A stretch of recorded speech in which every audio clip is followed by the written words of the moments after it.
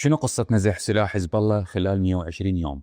خليكم ويانا حتى نعرف التفاصيل. تخيلوا يا أصدقائي، لبنان هسه عايش ببلبلة سياسية وأمنية ما صار لها مثيل من زمان، من وقت الحرب الأهلية اللبنانية. الحكومة اليوم قررت تخوض معركة جديدة. هاي المعركة كل الشخوص بيها واضحة مثل وضوح الشمس، وهذه المعركة تحديدا حول نزح سلاح حزب الله. القصة بدأت يوم الثلاثاء 5 آب 2025. جلسة مجلس الوزراء كانت مختلفة عن كل الجلسات السابقة. بهاي الجلسة الحكومة قررت تكلف الجيش اللبناني حتى يجهز خطة ويبدأ يطبقها خلال 120 يوم بس، واللي هي 4 أشهر. هذه الخطة تقول كل السلاح غير تابع للدولة لازم ينحصر بيد الدولة. الإنهاء التدريجي للوجود المسلح لجميع الجهات غير الحكومية بما فيها حزب الله. هذه الخطوة كانت صادمة لحزب الله وحلفائه اللي كانوا متوقعين أن الأمور راح تمشي بكل سلام حسب تفاهمات سابقة. بس شنو اللي صار؟ اللي صار أصدقائي أنه الحزب كان يفكر يسحب وزراءه من الجلسة ويقاطعها، لكن نبيه بري صديق الحزب وحليفه ورئيس مجلس النواب اللبناني قال لا، خليكم داخل الجلسة، لأن المقاطعة تخلي الباب مفتوحة للخصوم.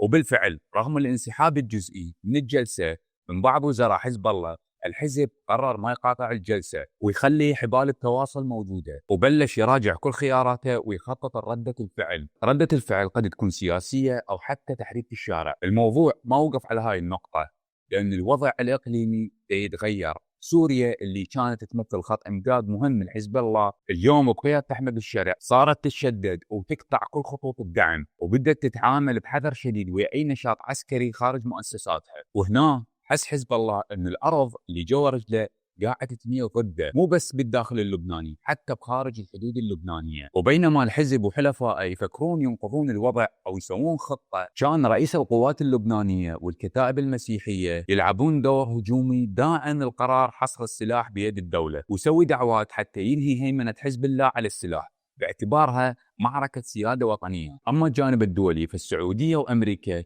كانوا يدعمون الحكومة اللبنانية بكل قوة حتى يضغطون على حزب الله وحلفائه حتى يستسلمون لهذا القرار. وإذا جينا للمصاعب اللي تواجه هذا القرار، فرئيس الجمهورية جوزيف أون قال إنه المهلة 120 يوم هي مهلة خيالية، يعني من الصعب تنفيذها بسهولة بسبب ضعف الإمكانيات للجيش اللبناني. هذه المعركة من الواضح إنه راح تكون طويلة، بين محاولات فرض الدولة سيادتها وبين حزب الله اللي مترسخ وسلاحه موجود. وانت شنو رأيكم هسه؟ هل لبنان قادر أن ينجح ويجبر حزب الله على يسلم سلاحه؟